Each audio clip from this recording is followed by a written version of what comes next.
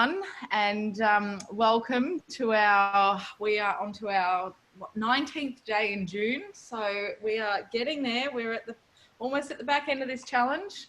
And by the end of this Zoom, I reckon we would have ridden over 60,000 kilometers as a group, which is just, I love watching this number go up each day. So today we're moving on to day 6 of our Thailand ride, and we're riding the first leg this morning from Lang Swan to Surat Thani. The day is a total distance of 122 kilometers, but as you know, we break it down and we'll be riding, we'll be doing this route for the next 4 Zoom sessions.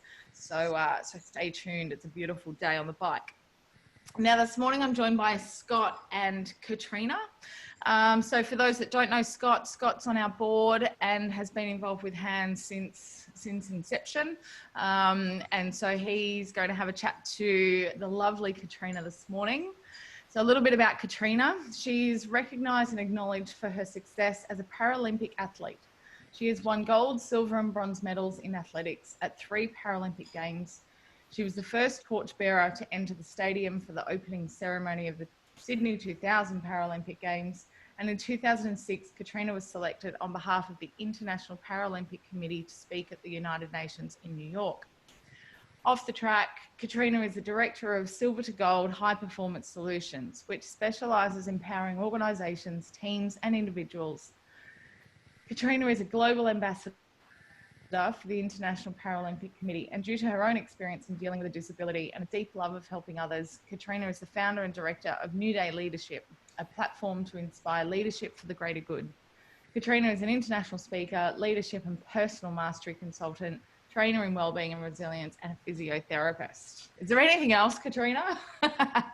So Scott, I'm going to hand over to you and leave you guys to have a great chat this morning. Thank you. Thanks, CT. Welcome, everybody. Great to see and have all of you with us. I'm very excited to be with Katrina Webb. I like to call her Kat. She's just a really cool person. We had a great chat yesterday and really looking forward to it today as well.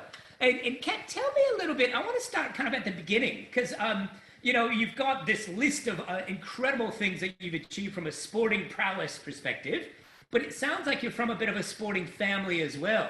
Just curious, tell us a little bit about how your sporting career kind of started. Yeah, you're right. I was born into quite a talented and hardworking sporting family. My dad, I'm from Adelaide, and my dad played for a team in Aussie rules football called North Adelaide in the 70s and won a couple of premierships in 71, 72, and in 72 actually beat Carlton to become the Australian premiers. Just to stick that in there, that's good. Yeah, that's it. Yeah. And he married, of course, my mum, and her maiden name was Spawn. Now, if you're not from Adelaide, you're probably not familiar with that name, but most people in Adelaide know the last name Spawn. I often say just take off the N and put a T in there, you've got sport, because they were a very sporty family. In fact, my dad's footy mate, Gary Spawn, would end up being my mum's brother. That's how they met. And Gary Spawn was playing football with Dad. Gary Spawn went on to have 4 kids. Kieran Spawn played AFL footy. Rachel Spawn, 3 Olympics for basketball. And my other uncle, Pete Spawn, had a son who was also a very good footballer. Son played for North Adelaide and Carlton. So just within one side of the family, we're very sporty. Of course, as a young kid, we were not told, we were made to play sport. Yeah, did you have expectations? Like all of that sporting prowess, did that mean as a kid people going, well, are you going to reach those heights? Did you have a bit of that? Not in terms of expectation. Look, and Scotty, I've got 3 boys now myself, 12, nearly 10 and 7. And I married an Olympian who played water polo. And so we've followed the same philosophy as my parents, in fact, because my husband's parents were from Croatia and very hardworking when they immigrated, you know, come across to Australia. And so sport wasn't anything that they really saw as a profession. But my parents really just said to us, you need to do sport because it's a really good, well-rounding foundation for life.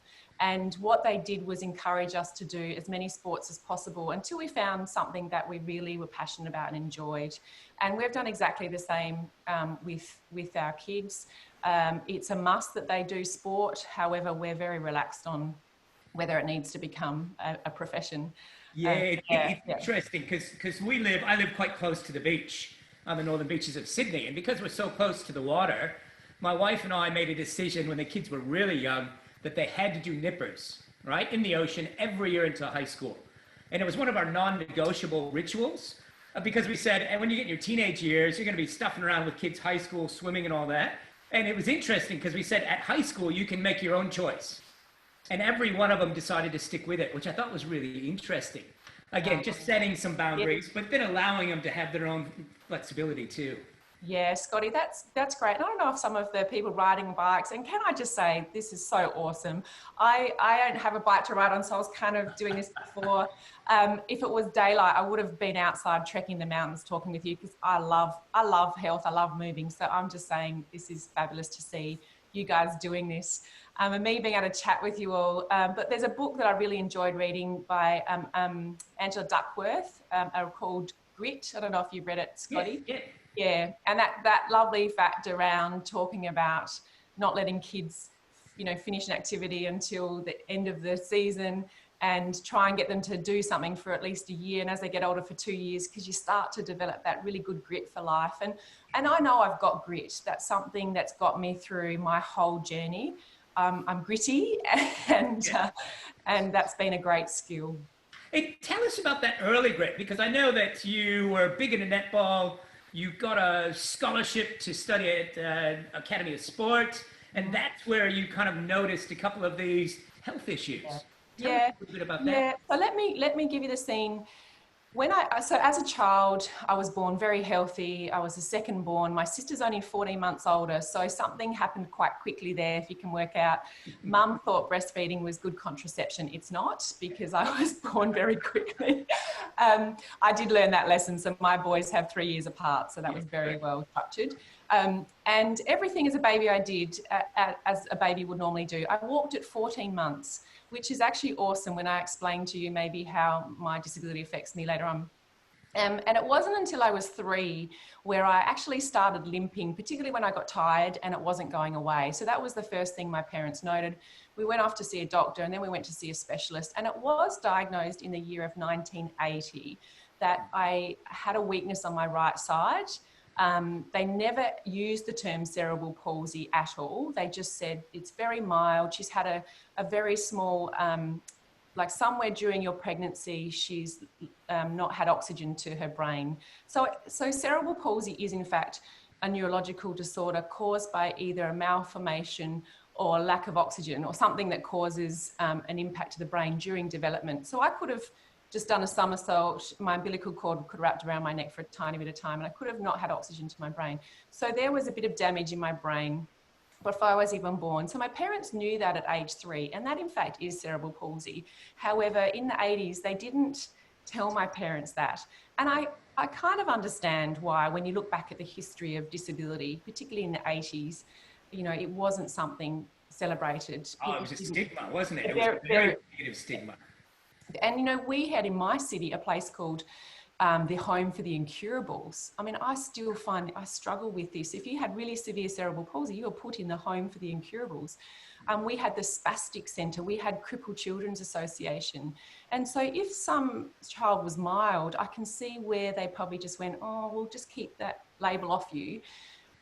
So I did know I had something wrong. I actually had to wear a night plaster on my right leg every night to bed until I stopped growing. Now, you can't tell how tall I am sitting down, but I'm just under 6 foot. And I had to wear that plaster for 3,500 nights. I know you're counting Ks, I was counting. And as a so what can't I do? There's so many things I can do, Scotty. And I always like to say how grateful I am for the body that I've been given in this lifetime. Like, this body is awesome, and I spend a lot of time looking after it. So, like, thumbs up to all of you for getting up and doing this, because, the more we look after ourselves, so much more we have to offer life. And so what can't I do? My right toes, I can only just move like that. I actually can't curl them at all. And I can do it so easily on my left side. And, I've been trying for 43 years to do it on my right side. And I don't know whether you can try and curl your toes while you're riding a bike. But often when I say that, people try and test out the rainbow curling. So I can't curl my toes. I can't point my toes like a ballerina. I can't do a calf raise on my right side.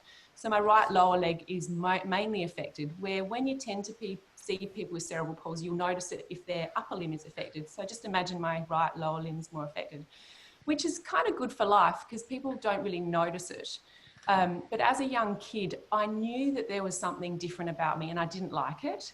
So from age 5 to, like you said, I was at the AIS in Canberra. I spent all of my time doing everything I could to not let people find out that there was something wrong. I don't know whether that's how I learned to work really hard or whether I already had that in my system, but I wanted to prove to people that I was good enough, and it paid off because, like you said, I made it to Canberra to the Australian Institute of Sport on an able-bodied netball scholarship with 11 other women from around Australia, which was a pretty amazing, That's incredible. Absolutely incredible. Yeah. So what happened then was things didn't go to plan, a bit like 2020. I feel like I'm rehearsed in this sort of situation. I went there with goals. I went there with a particular plan, and this was a year that really just went another direction. I firstly got a significant knee injury on my right side. Once I recovered from that, which was 10 weeks of recovery off the court, I then started not getting picked for the team. And can I just say, that just sucks. Like, that was my first moment as an 18-year-old to not be picked. Prior to that, I was often the best player, and I couldn't change anything. Like, I was playing in the best netball league in Australia, which was probably one of the best in the world, and it was hard, and I just couldn't fix my right side. And to top all that off, the coach who was training athletes to go to the next Paralympic Games in Atlanta in 1996, one day he saw me walking and he could see my cerebral palsy straight away. His eye was trained to look for it. And so we went off and did a few tests, and it was picked up. So it wasn't diagnosed, it was just labelled, I suppose, that what I had was cerebral palsy. Can you imagine how excited this coach was, Scotty, when he would have been over the moon. He would have been, oh, look at this, the top athlete here, I can use over here. But what was going on for you? Because that would have been, especially at a younger age, it would have been really challenging. Yeah, you know what? This coach, his name is Chris Nunn, and I adore him. He's a very wonderful human being. He's got such energy, positive. He's always lifting a team up, and he was the head coach of the team at that time. And he just loved the Paralympic movement, loved it, and hasn't got a disability himself. Right. Was married to Glenys Nunn, so come from high level sport, and he just loved it. And so, yeah, when he heard about me, I can remember one day I was walking along to netball training, and it was like he appeared out of nowhere with all of his fabulous energy, and he had his hands rubbing together, and he said to me, "Oh, Katrina, like, this is fantastic. You know, what you've got is cerebral palsy." He was so excited and pumped up. I actually felt like I'd won the lottery. Like, that's how, the response was from him. And he said to me, in a year's time, if you get classified, so to get into the Paralympic Games, you have to get classified. You've got to have the right disability, and then you've got to have enough of that disability. And then, of course, I had to qualify in a Paralympic sport. Netball's not even in the Olympics. Yeah, that would have been interesting because I netball, now I can't do that. Yeah. I mean, I could do it, but it wasn't working for me anyway. And he was a track and field coach, so he was like, come to the running side. And he said, in a year's time, if you can, get classified and qualify, you can come with us to the Atlanta Paralympic Games. So if I'm honest with you all, I wasn't excited and pumped up. I wish I was, and this really drives my work today, because Chris Nunn has been the only person in my life to date that has come up to me with that reaction, that my cerebral palsy was a beautiful gift that would take me somewhere amazing. Like, I like to say that because we have to be careful with our words around people with, often it's more, we still look down at people or what they're lacking with a disability. And he saw my potential, but if I'm honest with you all, I was frightened. I was scared. And what triggered for me was this emotion of shame, because for a long time as a young kid, the emotion of shame is an interesting one. We all experience it. And if you don't experience it, you've got to be worried because there's probably something deeply wrong with you. But we won't talk about that. Keep going. Yeah, but shame is this where you say, I'm not good enough, or I'm broken, or there's something wrong with me. Where the difference between shame and guilt is, if you experience guilt, it will be more like, my behavior, I did something wrong, but I'm not wrong. And so when you have a disability, particularly a hidden one, and can I say 2.4 million people in Australia have a disability, and 90% of them are hidden. Now, I don't know if you knew that, but that is fascinating. No, that's huge. And so what happens underneath when you grow up with a sort of a hidden disability is, for me, I felt like I was broken, particularly because I had to wear a plaster every night, and I saw other kids wearing a plaster, and that meant they were broken. So I actually, as a kid, thought I must be broken. So I had shame and I didn't like it. So I spent all that time building up these systems to hide that emotion of shame, to show people I'm good enough. So then when he said I could go to the Paralympics, my shame was triggered, and that's not a nice feeling. And so I didn't know what to do. It was a really interesting moment in my life. So yeah, what did you do to transition? Again, you were younger, you had the sporting family where, you know, they were kind of these heroes. What was it? It sounds like you had an incredible mentor as well, which I think is pretty important part of the journey. Yeah. There was something else that had a tweak that got you through it. Was it just the grit?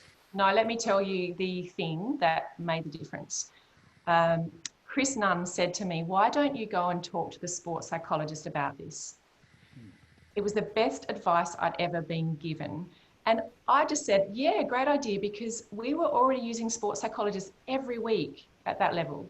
It was so familiar to us. And I just went, oh, that is such a great idea. There was no stigma attached to talking to a psychologist. You know, in society, we tend to wait for people to hit rock bottom and really struggling before we offer this help.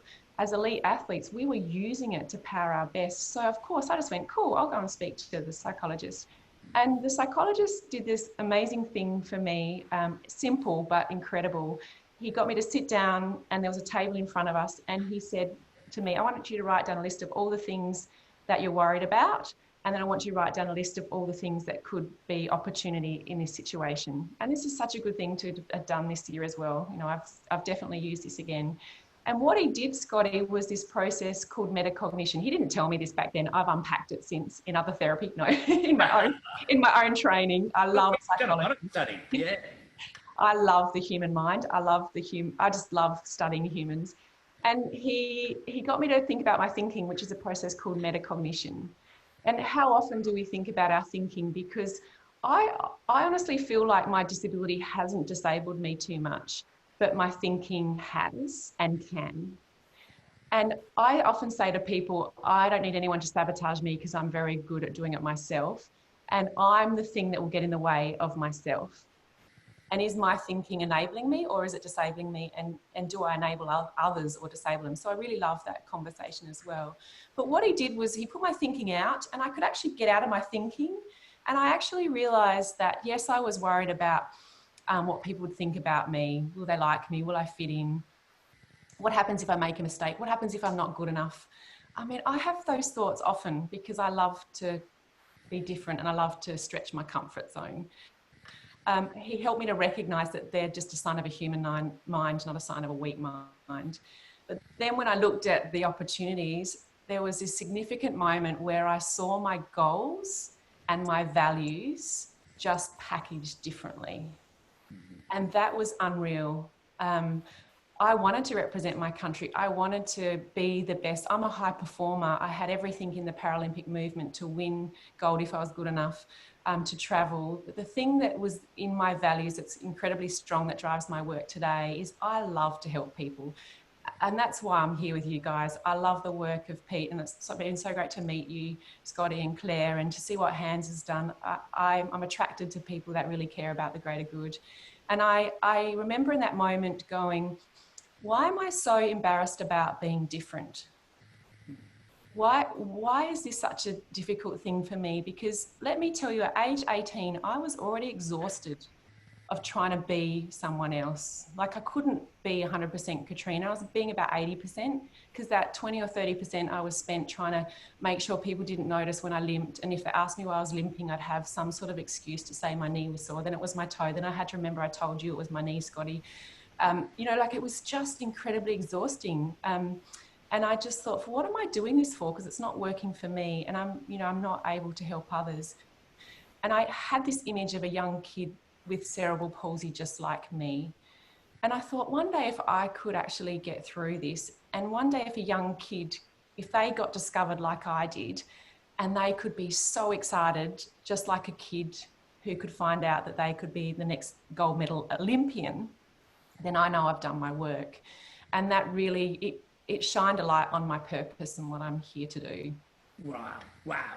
And did it, you know, a lot of times, if you think about the challenges that we have in life, when we have a goal, sometimes that's our anchor to kind of shoot for, which I'm sure that would have been part of the process, you know, with all of the lead up.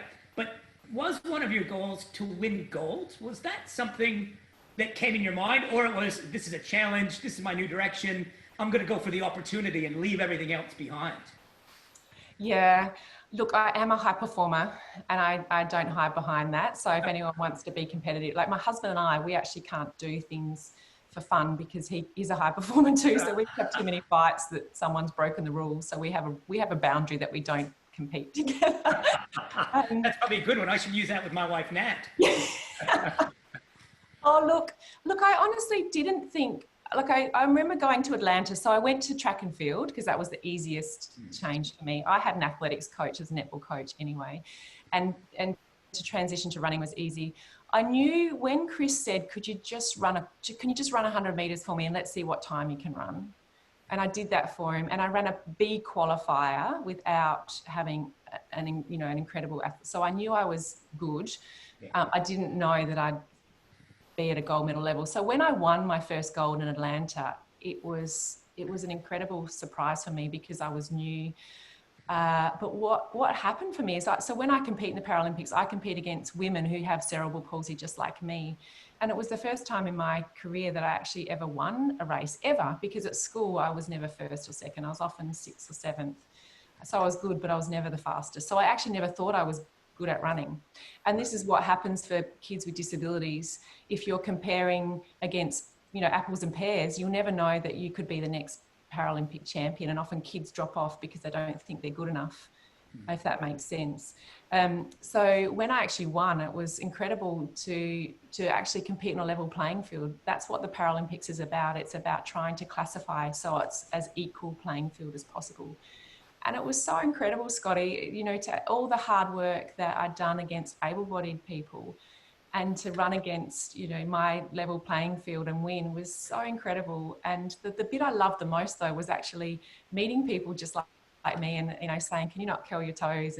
And one funny thing was, being from Australia, if you can't curl your toes, you're really hopeless at wearing thongs. Because, next time you wear a pair of thongs, have a think about how much you use your toes. And I was talking to my competitors and say, are you really hopeless at wearing thongs? And they kind of looked at me and went, no, we can wear them pretty well. Yeah, the American background, man, thong is a little bit different. Yeah. That's right. I went, oh, whoops, okay, all right. So I can wear thongs well, but the foot thongs I'm terrible at. It was just that relief to know that there were other people out there like me was amazing. And so once you won gold first, look, that's where my journey became very hard to win it again. Yeah, because in the first Olympics you run, was it 2 golds and a silver? Well done, yep. Wow. And then you went on to Sydney. You were a torchbearer, which would have been pretty amazing. What was that like to come into the stadium, at the Sydney Olympics? Like, I was in the stands, I would have been cheering. But what was it like for you? Look, I don't know if people are writing, so they're probably not watching me, but Scotty, you might see that I even feel emotional when you say that. I was watching my husband compete in the Olympics, and I remember seeing Dawn Fraser and Kathy Freeman, and I was thinking to myself, not that I wanted that job, but I remember thinking, how does that happen? Do you have to be, what age do you have to get to, and how famous do you have to be? And because I didn't know that was in store for me. So I actually only found out 3 days before because we had to keep it so secret. Wow. And look, we've only ever had the Paralympic Games in Australia once, and to have that opportunity to carry the torch through the fireworks into the stadium, I will treasure forever. And I'm incredibly grateful for that opportunity. I could have stopped my games then, Scotty, because I was going to say, you could just come in, that's it, I'm done. Yeah. Because what happened in Sydney, and it wasn't because of the torch experience, may I add, I actually won 2 silver and a bronze. And I often say to people, and this is a funny thing to talk about, I actually felt like I'd failed in Sydney in front of a home crowd. Because that gold medal, right? You had the gold before. That would have been tricky. But the Very tricky bit was, I don't know if people are trying to do PBs. You guys would get the PB language because you're on your bike and you're probably trying to do a PB, maybe this morning. I didn't run a PB in any of my events in Sydney.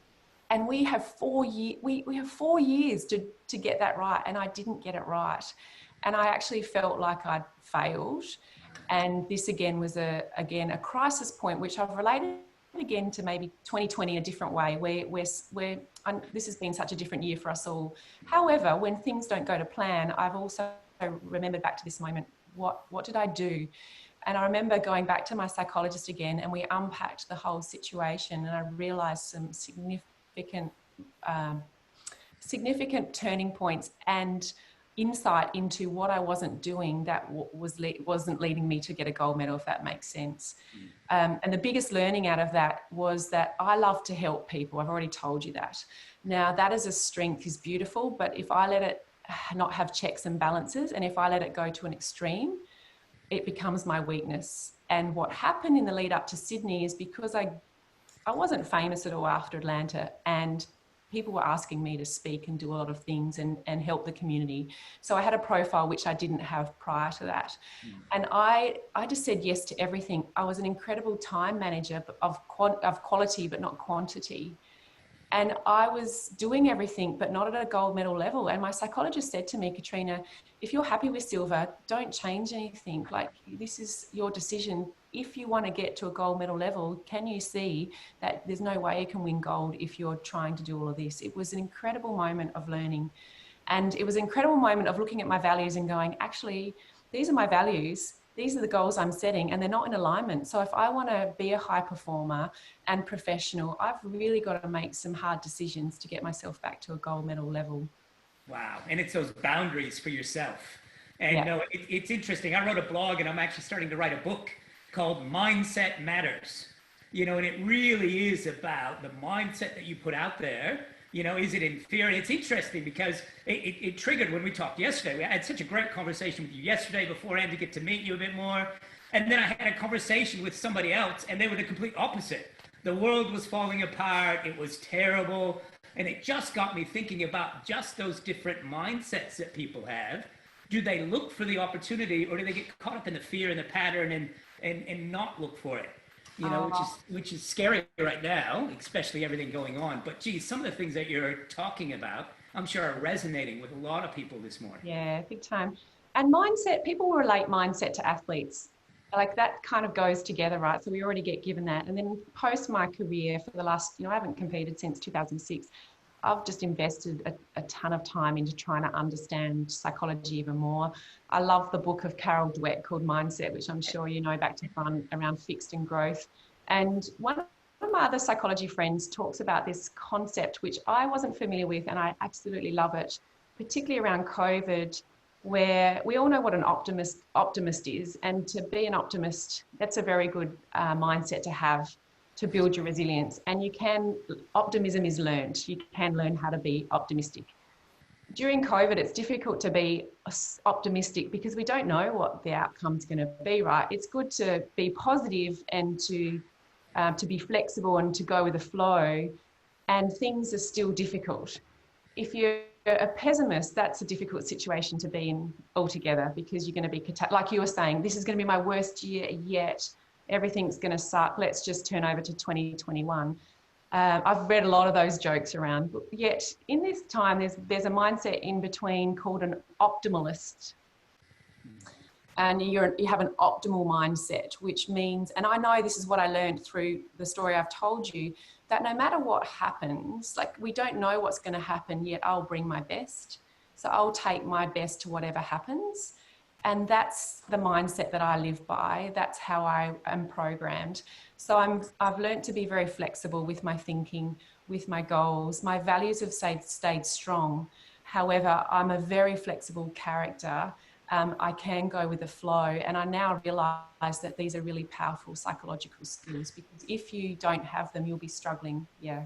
Yeah, wow. And you kind of, with Sydney, even with the silver, again, it sounded like you shifted that mindset again because you went on again to your third Paralympics. Wow, because two wasn't enough, and competed in Athens and did a little bit better there, correct? Yeah, I did, Scotty. I don't know if people are watching us, but I did sneak back upstairs when everyone was sleeping and thought I'd Sorry, I get excited about that. That's amazing.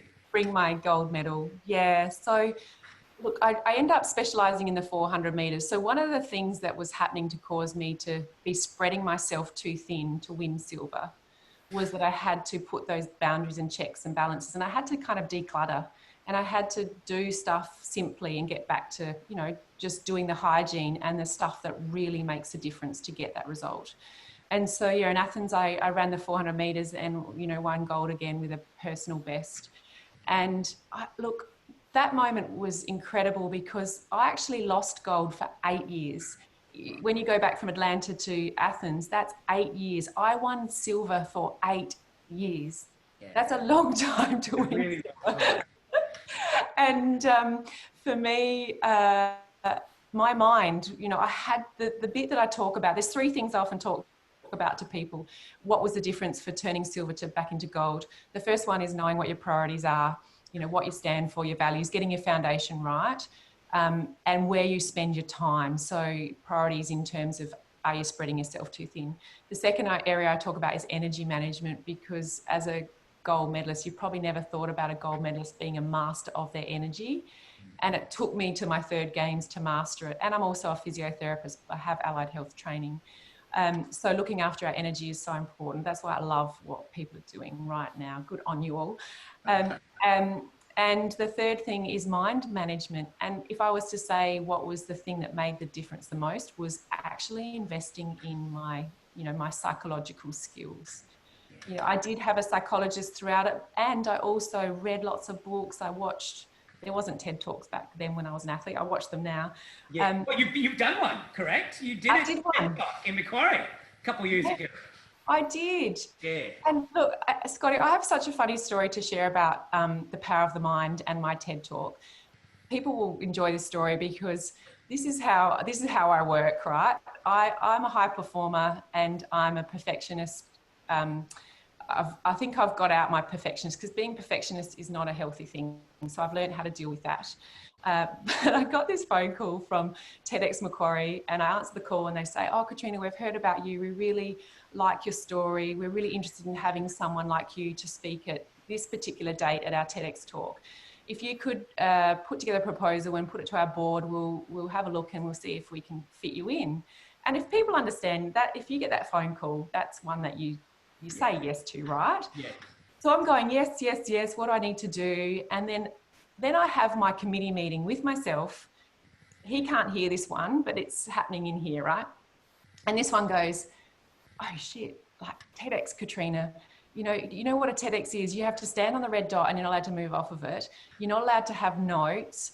They give you a time clock that sits in front of you that you can't go over. You know, what happens if I get really nervous? Because I get nervous still as a speaker. And what happens if I mess up my lines? You know, what even gives me the right? What am I going to talk about? And what even gives me the right?" This is me, myself. Wow. Like, I don't even need, like, as I said, I don't need anyone to sabotage me, because I'll do a very good job myself. And I even had this one. So this is my own mind. And I know what I do now, Scotty, is when this part of my mind comes up, I have so much kindness and compassion for that side of myself, because it's just trying to protect me. And it wants to make sure that I don't fail and I don't make a mistake and I don't get rejected. I know that's part of being human. However, if I let that part of my life lead me, I wouldn't be with you with a gold medal right now. And I even had this thought that said, why don't you say no and tell them you're busy on that particular date? Now, I hadn't even checked my diary yet, but there was this moment of going, just tell them you're busy and do it next year. That was myself stopping myself. And I can even feel, when I actually came up with that solution, I can feel this relief that just goes, easy way out, right? Let me get the easy way out. The easy way. And you know, how often have we said no to the things that really could have made the difference, yet we were scared? And a funny thing about life is I see that red dot now as my comfort zone. And the things that I often want to achieve in life are so far out of that comfort zone. And so whenever I step out of it, those voices, they turn up. And other people's voices turn up. And so you've got to learn to, you've got to learn to have skills in your kit to deal with that as you get out there. And I know if your goal is strong enough, linked to your values, if that pull's strong enough, you can find ways to get through your own thinking and other people getting in your way to achieve your result. Yeah, it's interesting because if you think about how we grow up as human beings over time, when we're kids, we're invincible. We're not afraid to dance in front of people. We're not afraid to sing. And then when we kind of hit those early school years and early teenage years, that's when those layers start coming on, which actually creates some of that doubt and starts creeping in. It's interesting. Yeah. My background, as I told, my great-grandmother was a Cherokee medicine woman. And I spent a lot of time, not in the Cherokee, but I was trained by somebody in the Apache tradition. And one of the big things there is about the elders and the wisdom of the elders. And so one little trick I always use is I try and go, all right, I've got this fear. That's the teenage voice in my head. But if I was the elder talking to myself, what would I be saying? You know, which I think sometimes we don't take that time to listen to our intuition, which is that wisdom that you're talking about. I love that, Scotty. That's a really good one around, well, I've heard someone say, I know in resilience training, we often talk about what would you like someone to say about at your 80th birthday? And then I heard another speaker say, if your 80-year-old self is not your best mentor, then who is? And I kind of hear that wisdom in you taking it to another level, going, what would my 80-year-old self tell me right now? I love it. So tell me a bit more about now. So you had the kind of Paralympic journey. You're a mum, you've got the 3 kids, but you're also still doing a lot of work around mindset. You do a lot of speaking all over the world as well. Tell us a little bit more about what you're up to now. And also, I know that you're doing something around Everest and base camp. Tell us a little bit about that, because that's yeah, look, I went to physio, and became a physio at uni, and I was so proud that was my degree. And then my life had a different, opportunity. Like when you go through what I went through, which is very unique, and to win gold. And then, can I just say, Scotty, the best part about my Paralympic journey, I loved winning gold and I love representing my country. The thing, though, that has been the most incredible has actually been learning those skills that we've been talking about through the power of the mind, to actually learn to love myself and love the fact that I'm different. And, that didn't happen overnight, but the same skills I used, if I was at the start line to try and win my gold medal and I had thoughts, and I tell you, I did have them, but I had processes to let them go quickly. You're not good enough, you're getting older, you've won silver for 8 years, that person next to you is looking really fit. If I was thinking like that, then I wouldn't win. So I had processes to let them come and go and use, like everything we've talked about, so I could actually show up and do the best I could. So when I went into this conversation with myself around, Katrina, you're not good enough, stupid right side, you've got something wrong, people aren't going to like you. And I love what you said before around, it's somewhere between 5 and 8 years of age. That's when we develop enough cognitive capacity to realize we're different. So my brain was wired from 5 to try and protect myself. So to learn skills to unlearn that and to learn to let that thinking go and learn to embrace and love myself. Gee, this has been the best reward ever, because every morning I wake up and I can take my whole self everywhere I go. And that's a gift, because I have this abundance of energy and cognitive load now to serve others and do other things. And so I thought I'd be a physio, and then people started to ask me to speak at so many different things that I realised that I did enjoy it. I invested a lot of energy into it. And I've been speaking now since 1996. After my first Paralympic Games, I spoke to my dad's Rotary Club. And that's just kept growing in terms of, I never thought I would be in leadership. I never saw myself as a leader. And it's funny when that journey, I suppose when you're not aspiring to that and it happens, I really help people to lead themselves. I love looking at self-leadership, because if you don't know how to lead yourself well and show up and bring your whole self, how can you do that with others? So I spent a lot of time in self-leadership. And that's introduced me again to this beautiful country of Nepal. And I see how we're riding through, Thailand at the moment. And, Pete's story was different to his connection to here. Mine was on a leadership program I was in London some 7 years ago. I happened to meet the most beautiful Nepali man. And he's now my best friend and my brother, a brother from a different mother. I love this language. And we just met at the right time, and we have collaborated. I've been to Nepal 10 times now. We've done a lot of leadership work there, and we do a lot of service to, impact investment and helping the community. So look, I never thought that would happen. It was just one of those gifts that when you learn to show up and put your values into action, people get attracted to your energy and what you're about. And that's for me where the magic has happened. Doors have opened up for me when I've really learned who I am and what I want to bring to this world. Yeah, and you're also doing a challenge. Tell me, we don't have a lot of time, but it's unique. Just a little quick the Everest challenge you're putting together. Absolutely. Let's bring a bit of Everest into this photo. So I was walking in the bush with my husband. I do spend a lot of time in nature. Nature for me is medicine, and I do love trekking. I've trekked to Everest Base Camp twice. I put together 2 treks, and we raised $100,000 for children in need in South Australia. And then I was walking in the bush with my husband, and we were inspired by this UK man who in COVID was in his house and he wanted to climb to the top of Everest using his own stairs. And so he had his big backpack on, and I just said to him, my thinking then goes, how can we help others? Like, that's how my thinking works. I don't go, what's in it for me? I kind of go, what could we do with that? And so we decided, I rang my team in Nepal straight away, and Nepal's struggling at the moment. They're not in a good space. And some of my dear friends are climbers. Tashi Sherpa is an international mountain guide. He can take you to any mountain in the world, and they just can't earn any money. Like, Nepal's driven by tourism. So we decided to put this challenge together. So we've got people climbing from Everest Base Camp to the top of Everest through an elevation challenge each week, and we take them on that journey, and it's been fun. Oh, great. Wonderful. And to find out more, go to your website, correct, Katrina? KatrinaWebb.com.au. You can find out all about that there. Thank you so much for your time, your honesty, and your wisdom. My pleasure. Thanks, everyone. I hope you enjoyed your ride, and well done. I need to go out and exercise now myself. Yeah, that's right. Back to you, CT. Thank you, Scotty, and thanks, Kat. That was such a beautiful sharing of your story. Thank you for joining us this morning. It's a little bit earlier in South Australia, but we appreciate the time you've taken.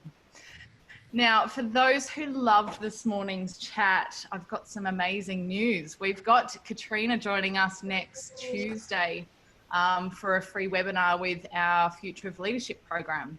So Katrina's going to be diving into a 3-phase process, enabling us to audit priority management, energy management, and mind management.